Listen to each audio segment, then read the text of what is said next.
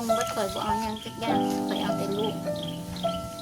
เดี๋ยวเจ้ามาอยู่แบบนี้เห็นลูกมานอนอยู่นี่เจ้ารู้สึกนี่ได้รู้สึกอะมันบ่มีวันอยู่คนเศร้าเลยบาปเขา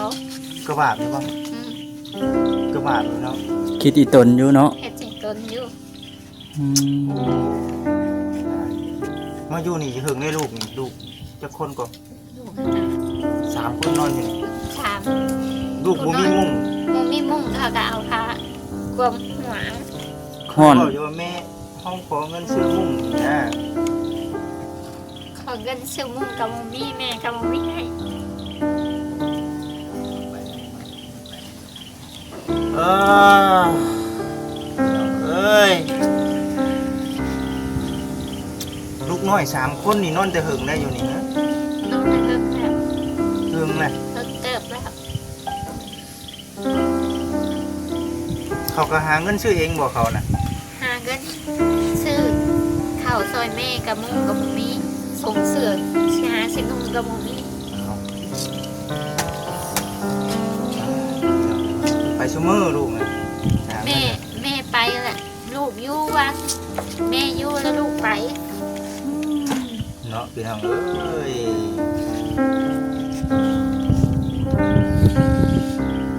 พ่อว่าพ่อ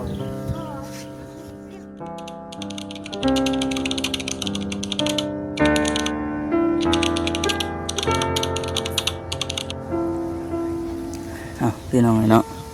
เปิดคลิปเปิดภาพมาก็อยู่ที่อันบอนลูกชายแล้วนอน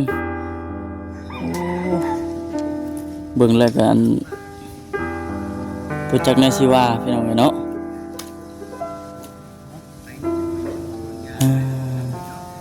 พี่น้องก่อนอื่นจะมีแต่ว่าทักทายสบายดีเด้อพี่น้องเด้อเนาะเปิดภาพเปิดคลิปมาก็แม่นอยู่นี่เลยพรุ่งนี้นะแม่นอยู่อันบอนพ่อกับแม่เรานอนว่าซั่นแต่ว่าตอนนี้นะให้ผู้เป็นแม่เราพามานั่งอยู่นี่เลย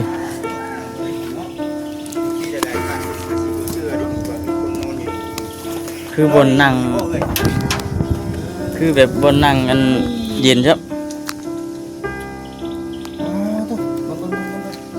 เตะย้อนลมพัดนี่เนาะลมพัดใส่บัวได้นี่เอาพี่น้องเลยเบิ่งแข่งก่อนครับแจ้งอยู่บ่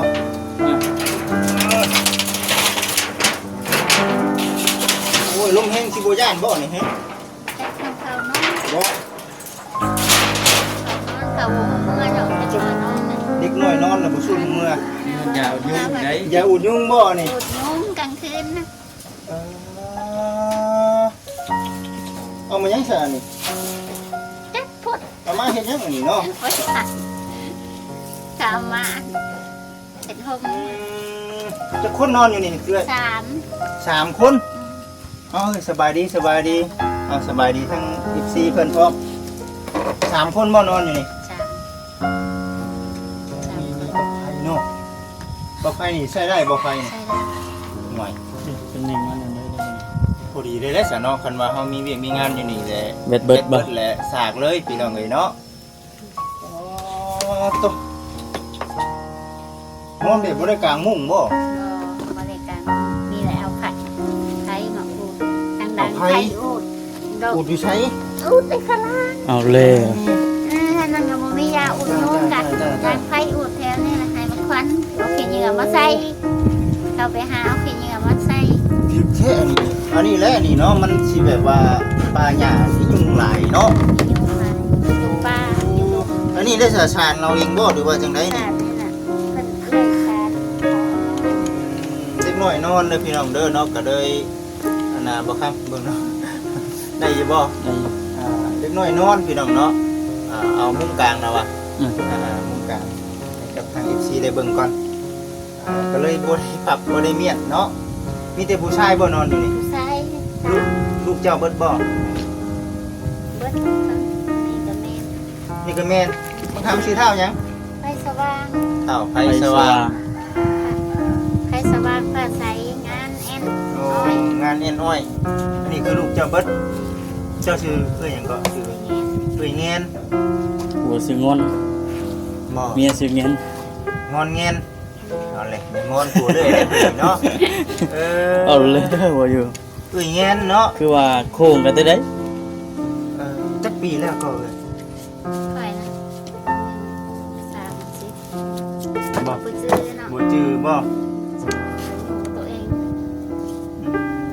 อันนี้บ่ขออนุญาตนำมีลูกจักคนก็มีลูก5คนอันนี้ลูกหลานนี่ ล่ะ ลูก5คนเป็นจังได๋อันนั้นเจ้านอนอยู่ไสฉัน น้องคุณนางไปกินนี่ อันนี้คือเป็นยังเป็นเพื่อนเจ้าบ่น่ะ เพื่อน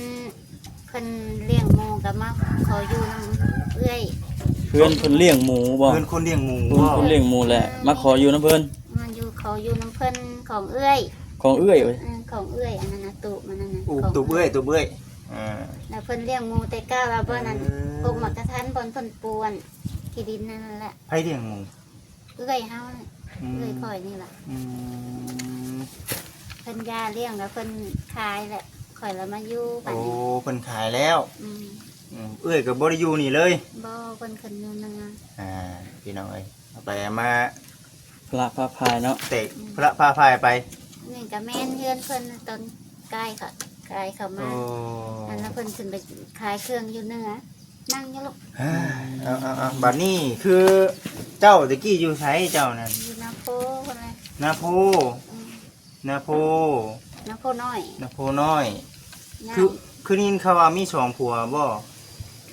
เป็นจังไดก็ กะแมน เป็นในใดจะเอาผัวที่หนึ่งเป็นในใด ครอบครัวครับผู้ที่หนึ่งและอันนี้และได้ลูกนี่ละผู้ที่สองก็ยังไม่ได้มาเอาเพิ่นกะในนี้ โอ้อันนี้สั่งครอบครัวใหม่บ่บ่ขออนุญาตนำผัวคนแรกเป็นในใดก็ได้ลูกนำกัน5คน คนละเพิ่นบ่เฮ็ดเวียกเพิ่นบ่เฮ็ดหยังส่วนไปรับจ้างรับบ้านแล้วเพิ่นบ่ไปเพิ่นละพาข่อยไปอยู่ดงอยู่ป่าแล้วเพิ่นบ่ตัดอ้อยซอย บ่ ไปรี่อยู่นอนรี่อยู่ลงอยู่ป่าพุ่น ไปนอนอยู่ป่าอยู่ดงนอนอยู่แคมป์อยู่หยังแล้วส่วนไปตัดอ้อยแล้วเพิ่นบ่ไปเฮ็ดหยังก็เพิ่นบ่เฮ็ดอันนี้แหละเมื่ออยู่น้ำเพิ่น3 ปีอยู่บ้านตรงเพิ่งกะกับเพิ่นบ่ไปดำนาซอยเพิ่นบ่เฮ็ดหยังนี่เลยเพิ่นเอาลูกอยู่เฮือน 3 ปี 3 ปีลงไป 3 ปีอยู่นำเขานะ 5 คนลูกนะ หาคนอยู่ลูกตัวก่อนหา ชวนเฮ็ดหยังก็บ่เฮ็ดเนาะ บ่เฮ็ดไปหยังเอาบ่ไปทำเอ็ดน่ะ มีเงินมีคำน่ะเพิ่นไปเฮ็ดเพิ่นได้กินข้าวแพ้ข้าวหยังก็เพิ่นไปยามเพิ่นบ่ได้กินข้าวแพ้ข้าวหยังยามบ่ได้กินหยังก็เพิ่นบ่ไปเพิ่นนอน บัดนี้เลิกลากันนี่ได้ประมาณจักเดือนจักปีแล้วกับผู้ อื เขา ม ประมาณ2 เดือนนี่แล้วเลิก อ๋ กั อบ กัน เลิกกับเพิ่นน่ะ2 เดือนแล้ว โอ้บัดนี้เฮ็ดจะได้แซ่บบัดนี้ อันบ่ขออนุญาตนำคือ ตั้งแต่อยู่กับผัวพุ่นมาแต่ก็บ่มีที่มีทางเป็นของตัวเองบ่ บ่มีหยังเลยบ่มีหยังจักอย่างอยู่นำเพิ่น อ๋อ กับผัวก่อนกับบ่มีเพิ่นพาไปตัดอ้อยจักนางก็ไปตัดอ้อยได้เงินมาก็ซื้อข้าวกินข่อยน่ะ พ่อแม่เจ้าได้เอาบ่ขออนุญาต พ่อแม่บ่มีเสียตั้งแต่ข่อยเป็นสาว โอ้ อืม ก็เลยอันเป็นอันที่ว่าบ่มีที่อยู่ที่เศร้า บ่มีเลย และมาอยู่บางนี่ก็บ่แม่นที่ทางเฮาอีกบ่ บ่แม่นที่ทางของเอื้อยของผัวเพิ่น โอ้ยง่ายที่ทางผัวเอื้อยเจ้าบ่บ่แม่นว่าบ่แม่นว่าที่ของทางเอื้อยเราเด้ บ่แม่นของข่อยเองที่ดินนี่ของผัวเอื้อย ที่ของเงินทางผัวพุ่น เพิ่นก็เอาผัวมาก็บ่แม่นของเพิ่น อาศัยอยู่น้ำผัวว่าซั่นซะ อาศัยอยู่นำผัว เอ เพิ่น อ เอื้อยก็ดิ มีเอ้ยจักคนเอาขออนุญาตนำ เอื้อยฮะมีเอื้อย3อ้าย3 อืม แต่ว่าเฮาสิบ่พาดพิงถึงเอื้อยแล้วเพราะว่าเพิ่นก็ครอบครัวเพิ่นแล้วพี่น้อง ครอ เอ้ บ ย ค เนาะ รัวเพิ่น คันเจ้าสิไปอาศัยก็บ่ได้เนาะ อาศัยก็บ่ได้ของเพิ่น ครอบครัวไผลาวเลยเด้เนาะ ครอบครัวไปมันหากินไผกินมัน อืม มีก็ได้กินบ่มีก็บ่ได้กินข่อยน่ะ ตะกี้ก็หวังว่าเพิ่งพาอาศัยผัวที่ว่าคนแรกเนาะพี่น้องเอ้ย เรื่องราวมันก็สิประมาณนั้นแหละพี่น้องเอ้ยเนาะ แม่นเบิดแล้ว เพิ่นไปใช้สายเดียวนี่ เพิ่นไปอันดำให้ดำนารับจ้างเมื่อวานเนี่ยเพิ่นอยู่วานนี่กับแม่ไปมานี่แหละแม่อยู่แล้วมานี่แหละลูกไป หม้อ สลับ สลับกันไป สลับกันไปกันมาเนาะ แม่อยู่แล้วลูกไป แม่ไปแม่ลูกอยู่วานนี่ บัดนี้น่ะคือเจ้าน่ะ มาสร้างครอบครัวใหม่ สร้างครอบครัวใหม่ก็อยู่น้ำผู้นี่อ่ะเพิ่นไปรับจ้างรับบายก็ข่อยส่วนไปกับเพิ่นไป โอ้ ข่อยส่วนไปฮือให้ยื้อหยังน้ำมันป้าน้ำลุงกับเพิ่นไปอันผัวก่อนว่าเพิ่นบ่ไปเพิ่นบ่ไปอลีผัวก่อนบ่แม่นว่าข่อยเว้า บ่ ไปอลีบ่ลงหอดจากเฮือน เอาเลย อยู่ในเฮือนนั่นเมื่อยนอนแล้วลุกมากินข้าวแล้วแหละนอน ผู้ขี้ข้านนะบ่ได้ก็ได้เนาะแม่นบ่ แม่ ผู้ก่อนน่ะเนาะแม่นบ่ บ่เฮ็ดหยัง คือได้ยินว่าตบตีเพิ่นน่ะบ่จิตเด้อ ตีข่อยจนว่าอันข่อยไปรับจ้างรับป้ายมาเขาเพิ่นเว้าว่าข่อยไปหันไปนี่มา เอาแล้ว ส่วนไปบ่ไป อันข่อยส่วนไปหาลูกไม้ก็บ่ไปส่วนไปหากินหาอยู่ก็บ่ไปบ่ไปนำข่อยอันข่อยไปผู้เดียวบัดว่าตีข่อย อืม อันข่อยไปกับลูกกับเต้าบัดว่ามาตีข่อยมาเตะข่อย เออ สาเหตุที่ว่าเพิ่นตบเพิ่นตีน่ะแบบใดก็อันสะเอื้อยเพิ่นคิดว่าจังใด อยาก ทั้งที่เฮาไปหารับจ้างรับบายนะ จ้างรับป้ายมาแล้วเพิ่นเรื่องใช่ผู้นั่นคนนี้ เออเพิ่นสิคิด ว่าไปดิน เอไปหา สู้ดินบ้าวบ่ได้ว่าใด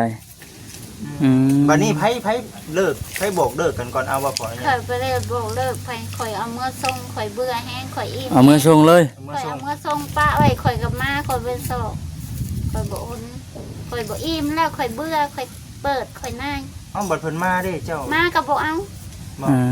ข่อยตัดพิเศษว่าข่อยบ่อยาก คือ ได้ ทางผู้รักผู้ใหญ่เฒ่าแก่แต่เพิ่นฮู้เรียบร้อยเบิดบ่ ฮู้กับแม่นบ่ฮู้กับแม่นท่านอ้ายข่อยถามว่าไปใส่ปูนะมึงป้ามาเบิ่งคือมาผู้เดียวเลยถามลุงถามมาผู้เดียวอ้ายมันอิ่มแล้วอะมันอิ่มมัน บ่ไหวแล้วเนาะ เรือยังมันบ่ไหวแล้ว อืม ยังหายังเอาไปหาผู้เดียว อ่ะนั่งลงครับนั่งลง บัดเจ้าอันนั้นดิอันเจ้าเมื่อส่งดิเมื่อส่งนี่แล้วว่านี่ได้เสียผู้ เมื่อส่งกะเพิ่นก็ก้มหน้าเพิ่นก็ให้ข่อยก็เว้าว่าอยู่ทางไปทางมัน อ๋อ อันขึ้นฮอดจังมาหากันบ่ขึ้นฮอดก็แล้วแต่อยากอยู่ โอ้ย ได้ยินข่าวว่าแม่เพิ่นเว้าว่าได้ยินข่าวว่าคนเว้าว่าเพิ่นเข้าคุกแล้วออกมาแล้วเพิ่นเสียบัดนี้เพิ่นตาย ตายแล้วเดินี่ ตาย โอ้เสียแล้ว โอ้โหน้องๆตัวนี้วะ เขาเด็กน้อยช่วงนี้ล่ะ โอ้ยพี่น้องไอ้เนาะ ข่อยป้าพ่อเขามาบักน้อยนี่ทันหากะคัน แม่นบ่ แม่น หากระคัน หากะคันมันคานว่าสิไปน้ำโพอะไรข่อยก็อุ้มพานใส่ตักข่อยก็เก็บเครื่องให้เก็บหยังให้ข่อยเอาลงให้หม้อแห้งแกะกระโปงข่อยเอาส่งเบิดข่อยบ่เอาหยังจักอย่างข่อยเอาแต่ลูก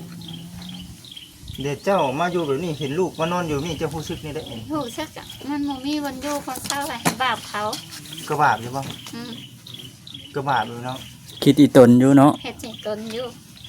อื โอ้ ม ตายมาอยู่นี่เฮิงได้ลูกนี่ลูกจักคนก็ ลูกหา 3คนนอนอยู่นี่ ถาม ลูกบ่มีมุ้ง บ่มีมุ้งเขาก็เอาผ้ากวมหัว ฮ้อน เขาอยู่ว่าแม่ห้องขอเงินซื้อมุ้งนี่นะ ขอเงินซื้อมุ้งกับบ่มีแม่กับบ่มีให้ เออพี่น้องเอ้ยลูกน้อย3คนนี่นอนแต่เฮิงได้อยู่นี่ฮะ นี่นอนได้เฮิงแล้ว เฮิงเลย เฮิงเติบแล้ว เขาก็หาเงินซื้อเองบ่เขาน่ะ หาเงินซื้อข้าวซอยแม่กับมุ้งกับบ่มีส่งเสื้อสิหาสินุ่งกับบ่มี เอาใช่พี่น้องเนาะเพิ่นไปซุมื้อลูกนะหาเงิ แม่ นน่ะ แม่ไปแหละลูกอยู่วัน แม่อยู่แล้วลูกไป เนาะพี่น้องเอ้ย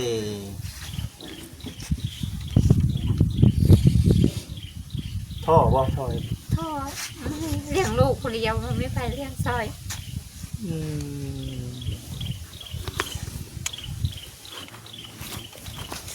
คิดมาแล้วตามใจเลยเนาะ มาแล้วจำใจแล้วให้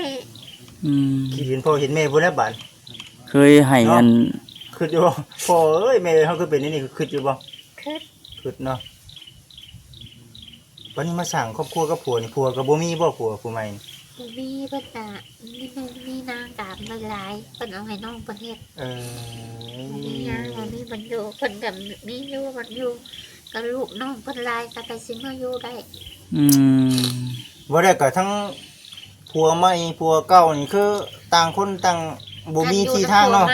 อยู่น้ำเอาผู้ไม่นี่ส่วนไปเฮ็ดงานกับเพิ่นไป เพิ่นบ่เลือกเนาะ เพิ่นบ่เลือก เป็นบ่เด้อ อ่า เพิ่นบ่เลือกหยังจักอย่างยันเมียไปดำให้ดำหน้านี่ ไป ไปเพิ่นไปน้ อืม แต่กี้น่ะคือได้ยินข่าวว่าอยู่กับผัวเก่าน่ะคลอดลูกอยู่ป่าอยู่ดงบ่ ำก็มีได้อยู่ป่าอยู่ดงลู จัก ก ปีก็อยู่ดงน่ะ ประมาณสะ4 ปีอยู่คนนั้นอยู่ดง 4 ปีก็ มีไผแน่อยู่อันนั้นอยู่ มี ดง ไผนี่กับเพิ่นเมื่อเนาะเพิ่นตัดอ้อยกับเพิ่นเมื่อนอนบ้าน บ่แล้วก็คันตายก็ตายซื่อๆเนาะ ตายก็ตายซื่อๆเอื้อยน้องกับบ่มีไผไปเยี่ยม อืม นะข่อยได้ลูกเดียวผู้ไปลินนั่นแหละผู้เพิ่นไปลินบ่มานั่นแหละข่อยได้ อืม ผู้3คนนี่ข่อยมาได้อยู่พี่อยู่ดินเอื้อยนี่ โน่นนี่ได้อีกเนาะ นอนบ่มีบ่นอนแต่เมื่อนอนอยู่เฮือนน้ำแม่บัดมันเต็มน้องลาย รวมๆเบิดอ่ะ รวมเบิด ครบบ่เนี่ยอ่ะครบเบิดทั้งผู้ ทั้งพ่อทั้งแม่ จักคนนี่1บักงาน2บักแอนบักอ้อย3บักผ้าใสไผสว่างแม่พ่อ5 ลูก5คน 7 คน 7 พวก รวม เจ็ด ทั้ง เนาะ พ่อกับแม่ พ่อกับแม่ ดี7ชีวิต โอ้ นะ เดี๋ยวสิพา FC ไปเบิ่งบอลพ่อกับแม่นอน บัดลูกเพิ่นมาอีกพอดีฮะ เอ้า กันลูกเพิ่นมาอยู่น้ำกัน คือปัจจุบันนี่ลูกเราน่ะ อยู่บ้านเพิ่นบ่ อยู่น้ำน้องเพิ่น เอาอันน่ะผัวใหม่นี่มีลูกคือกัน มีลูกเพิ่นเอาเมียมาสุดก่อนแล้ว อืม จะคนลูกเราเนี่ย 2 ใหญ่เลย ใส่เบิดนะซ้ำลูกข่อยแล้วผู้เป็นรับจ้างนะ เห็นว่ามาอยู่นํกันเบิดนี่7 8 9 คน เก้า เก้าชีวิต เคยบ่มาอยู่นํกัน บ่เคยบ่ได้เอามาเขาอยู่น้ำอาน้ำปู ผู้เพิ่นมีเนาะ พอเพิ่นนี้ เพราะมีผู้ใหญ่แน่ มี เนาะ ผู้ใหญ่มีน้องอาเพิ่นมีน้องเคย มี เพิ่น ผู้อาศัยไผเพิงแน่เนาะ คือเจ้านี่ลูกก็น่า4-5คนนี่ ลูก5นี่ก็บ่มีเพิ่นเพื่อภัยบ่ได้ ป้าลุงก็เพื่อไผบ่ได้ บ่เพื่อภัยบ่ได้ มีซ้ำก็เพิ่นก็ช่วยซ้ำเพิ่นมีเด้อพี่น้องเด้อ ซ เดี อ ยว ยบาดเพิ่นมีบาดเพิ่นบ่มีก็บ่ได้กินท่านป้าลุงให้ก็บ่ได้กินซอยน่ะ เฮาก็บ่ติบ่ประมาทดอก เพิ่น เนาะอืม เพิ่นซอยอยู่เพิ่นให้กี่เด้ ๆก็บ่คือ ไปรับจ้างรับใบเฮ็ดหัวเฮ็ดหยังขุดหลุมยาง เด็กๆเทื่อน้อยเนาะ เทื่อน้อยหั่นแหละอันข้าวกับบ่พอนึงก็ต้มกินหุงกินให้ค่อยล่ะ บัดนี้เข้าได้ซะเจ้าชื่อแบบใดนี่ ซื้อสอบประมาณแสนปลาย บ่ 150,000อันเทื่อก็บ่มาฮอด150,000ก็เงินพอสำใดก็200,000ก็ซื้อมากิน300,000อันเงิน เติม เดินบ่พอเป่าสอบเด้เป่าสอบเขา เดี๋ยวนี้เข้าจักนั่งจักโลเข้านะ ยังบ่หลาย บ่หลายบ่หาเงินซื้อข้าวกินนี่แหละซุ หา มื้อ เงินซื้อข้าวหวานนี่ก็ซื้อข้าว อืม ครึ่งหนึง300,000เท่านั้นล่ะ อืม ให้ลูกไปเปลี่ยนมานี่ล่ะแม่น่ะสิพักพร เปลี่ยนกัน เปลี่ยนกัน ใครแต่ว่า เขาอยู่แม่ไป อยู่ในช่วงเฮ็ดเวียกที่แล้วเนาะยังว่าพอมีเวียกเฮ็ดอยู่ งานเดือน4เดือน5บ่มีเวียกอ่ะบ่มีหยัง พากันอยู่ พากันอยู่กดกิโลกดหยังไปขาย เห็นว่าสิอันนั้นขาดเคินนั่นก็ช่วงแรงพุ่นแหล้วเนาะ บัดนี้น่ะคือที่ทางบ่มีบัดนี้อันนี้คือมาขอเพิ่นอยู่อันนี้น่ะ เขาเหลืออยู่ เออเพื่อนนั่นน่ะก็บ่แม่นเพื่อนเฮาเองครับเนาะ แม่นเฮือนข่อยเองเฮือนเพิ่น แสดงว่าตัวเองนี่บ่มีหยังเลย บ่มี นี่ หยังจักอย่างชิ้นเสื้อคากิ้งส่งคากิ้งมาเฮ็ดบ่มีผ้าห่มผ้าหยังผ้าก็รับจ้างรับบ้านแล้วซื้อเอา ไปอยู่ลงคุณน่ะเป็นจังได ก็อยู่ อันน่ะ บน บ่อยู่น่ะ อยู่บนลุงก็อยู่อัน กระต๊อบบ่เดื ก อ ระ น ต๊ นี่ อบ ได้ มุงผ้าพยางอยู่ตัดอ้อยตัดหยังเพิ่นบ่มีบอนตัดอ้อยเพิ่นออกมาแล้วสิเขาอีกเสียหญ้าเสียหยังเสียหญ้ายางเสีย ทางเราเว้าเล่ามาก็ถือว่าสุดยอดเนาะความลำบากเราได้ลูกได้เต้าก็แม่นอยู่น้ำป่าน้ำดอนน้ำดง ปลาน้ำดอนบ่มี ได้บ่ได้เองย่ำอีก ได้เอง ฮะ ไปจะเป็นหมอตำแยให้ บ่มี บ่มี เฮ็ด ซ้ํ เอง ได้ ตัด บ่ เอ ได้ งเลย ตัดเอง โอ้อีเนือง มันก็สุดอันทุกข์แต่นั่นนี่แหละ ทุกบ่ตัวเองอ่ะ ทุกทุกกว่าอยู่น้ำลูกน้ำปัวอีกถูกอีกพอดี3 ปี 4 ปีข่อยมาเลี้ยงลูก3 ปี2 ปีนั่นแหละข่อยมาส่งผัว ส่งแล้วเนาะแต่ว่าผัวเก่าเราเสียแล้วพี่น้องเอ้ยเนาะวันนี้ก็เลยมาสร้างครอบครัวกับผัวนี่จักได้จัก ปีจักเดือนน่ะ หลังก่อนจงกรารกินนี้ อ๋อเอาก็บ่เฮิงปานใดเนาะ บ่เฮิงเพิ่นไอ้เพิ่นไปทำงานมากัหน่อยเพิ่นไปลบเพิ่นลงไทยอีกเพิ่นกลับมา เดี๋ยวสิพา FC ไปเบิ่งผัวเราแล้วก็อยู่หันอยู่เนาะแม่นบ่ อืม ไปซะก่อนสิไปหาเดี๋ยวให้ทั้งแม่เพิ่นเอาลองเบิ่งดูเก็บเมียนให้ลูกดูหาเบิ่งดู10 บาทพับดู โอ้ยพี่น้องเอ้ยเนาะโหดอันนี้นี่พี่น้องเอ้ยเนาะมึงนี่ ส่งเสือ พับรถเอ้ยพับปนาพับห่มนี่พับผ้าห่มมาให้เพิ่นสุ่ม ส่งเสือ คือสิบ่หลายนี่เนาะ โบราณส่งโต3โตต่อคนนึงนะ เฮ็ดเองบ่ลูกเฮ็ดเองบ่ เขาเฮ็ดเอง ขาดบ่แล้วพี่น้องเอ้ยเนาะมึงนี่ อืม พับไว้ให้เขาก็คือว่าแหละบ่มีเวลาเนาะบวกกับเด็กน้อยแน่ให้แหละประมาณจักปีก็ใหญ่สุดน่ะ ประมาณ8 8บ่ ประมาณ ก็หาเงินพี่น้องช่วยกันกับแม่นะบ่ได้ก็ได้เออ บ่โทรศัพท์แม่อ้าย นี่หัวโคมแล้วก็บ่จิตนี่ บ่ใช่บ่ อ๋ นี่ อ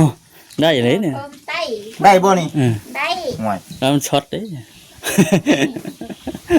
โอ้หุ่งอยู่ได้นี่บ่ทำเองเลย เฮ้ย หุ่งได้นี่ เออ โอ้ยไป เนาะ นี่ก่อนเสียพอได้ยึงนะเพิ่นก็ได้ พอได้แก้ไข พอได้แก้ไขโ อืม อ้ยนี่เด้พี่น้องเอ้ยเนาะฮะ มีหยังคู่เอานำกว่านี้อันนี้ อันนี้ เบิ่งคือว่าใหม่อยู่ ไม่อยู่ ทำไมอยู่นี่เบิ่งฮะ เอาแล้ว ไม่จะกลับ ใหม่แต่กะ พี่น้องเอ้ยไม่ได้กราบโอ้ยงามทั้งนอกทั้งในเป็นหมักเดือเอาเก็บไว้เดี๋ยวมันสีเพเนาะดินบ่ได้พวกแห้งแล้วไปใส่พี่น้องเนาะมีแต่ว่ามื้อนี้คือบนผักบนเช้าเพิ่นเด้อพี่น้องเด้อ แม่น เนาะ ทางลูกแล้ว แม่นไปใส่ไปเอ้ยย่างไปก่อนไปย่างไปก่อนเดี๋ยวเฮาไปตามหลังพี่น้องเอ้ยเนาะ แม่น แม่นพี่น้องเอ้ยยังเหลือแต่กระต๊อบที่ของเอื้อยแล้วเนาะ แม่น ตะกี้เอื้อยแล้ว ไปจ้ะพี่น้อง ขายเบิดนะพี่น้องเอ้ย ฟังก็ เนาะ มีแต่ว่าสิอัน แม่น จบคลิปก่อน โอ้ พบพอกันคลิปหน้าคลิปในเวลาติดตามเบิ่งเด้อพี่น้องเด้อว่าสิเป็นแนวใดครอบครัวเราก็ได้ ไปพี่น้องเอ้ยเนาะ จังไดก็สิอัปเดตให้กับ FC ได้เบิ่งวิถีชีวิตเราการไปอยู่ของเราว่าซั่นซะเขียนว่ารวมทั้งเบิดทั้งมันลูกของผัวใหม่เนี่ยก็สิอยู่ในประมาณ9 คนพี่น้องเนาะตามที่เราเอามาโอเคไปสบายดีเด้อพี่น้องเด้อ